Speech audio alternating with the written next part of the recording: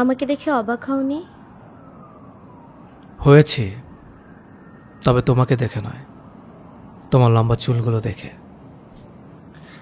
আসলে ওর লম্বা চুলই পছন্দ, তাই এখন আর আগের মতো 3 মাস পর পর নতুন নতুন হেয়ার কাট করি না। আচ্ছা, ভালো তো। তারপর বলো, কেমন আছো? যেরকম থাকার কথা কখনো কল্পনাও করতে পারিনি সেরকমই আছি। বাবার কথা মতো বিয়েতে রাজি হয়ে যাওয়ার পর মনে মনে খুব ভয় পাচ্ছিলাম। মনে হচ্ছিল আমি সুখী হতে পারবো না, তোমাকে ছাড়া ভালো থাকতে পারবো না। কিন্তু বিয়ের পর আর এক মুহূর্তের জন্য এমন ভয় বা শঙ্কা কাজ করেনি। কপাল গুণে অনেক ভালো একজন মানুষ পেয়েছি। তার কথা বলতে গেলে সময় ফুরিয়ে যাবে, কিন্তু কথা ফুরাবে না, বুঝলে? কি হলো, এভাবে কি দেখছো? দেখছি তোমার সরলতাকে। এমন করে অবলীলা কেউ তার প্রাক্তনের সামনে তার হাজব্যান্ডের গুণগান করতে পারে, এটা জানা ছিল না। ওমা, এ আবার কেমন কথা? যা সত্যি তা বলবো না? এটা কি নাটক বা সিনেমা নাকি, যে প্রাক্তনের সামনে সবসময় দুঃখী দুঃখী মুখ করে উদাসী হয়ে নিজেকে উপস্থাপন করতে হবে? তা অবশ্য ঠিকই বলেছ। তুমি কেমন আছো?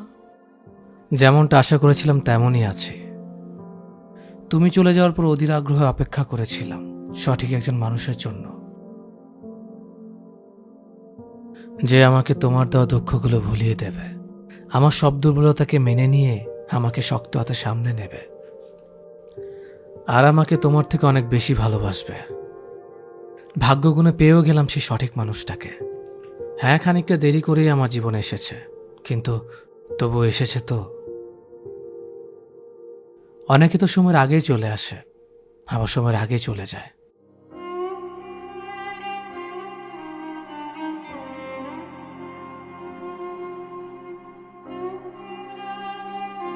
তা এখানে কেন এসেছিল? কোনো দরকারে নাকি এমনি? বেলি ফুলের মালা কিনতে এসেছিলাম। বইয়ের হুকুম, প্রতিদিন অফিস থেকে ফেরার সময় তার জন্য একটা করে বেলি ফুলের মালা নিয়ে যেতে হবে। বিয়ের পর থেকে এভাবেই চলছে আর কি। ও আচ্ছা, কিনেছো বেলি ফুলের মালা? না, যে বাচ্চাটা মালা বিক্রি করে তাকে আজ পাইনি। দেখি অন্য কোথাও পাই কিনা।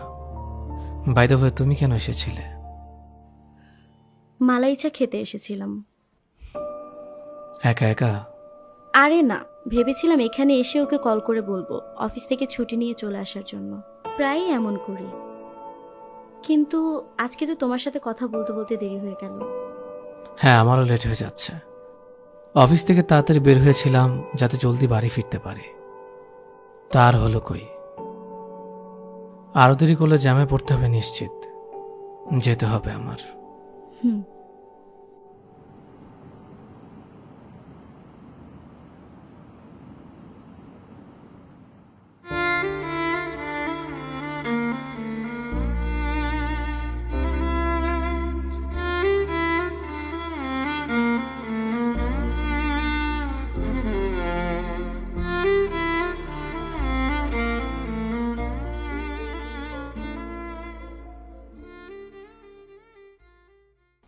এই নাও।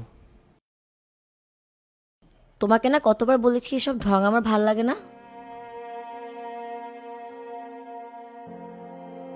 তাও মানতাম যদি এসব সস্তা মালা না এনে দামি কিছু আনতে।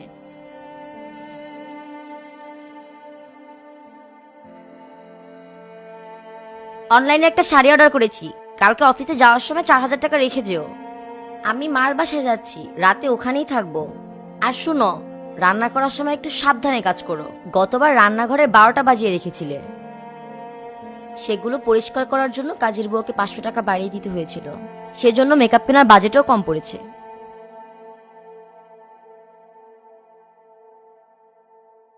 তুমি আমাকে এখনো বুঝতে পারলে না ঐশী। আমার চোখের মিথ্যে অভিনয় ধরতে পারলে না। মোরে আমি কখনো বেলি ফুলের মালা কিনতে চাই না, যাই তোমার স্মৃতিচারণ করতে।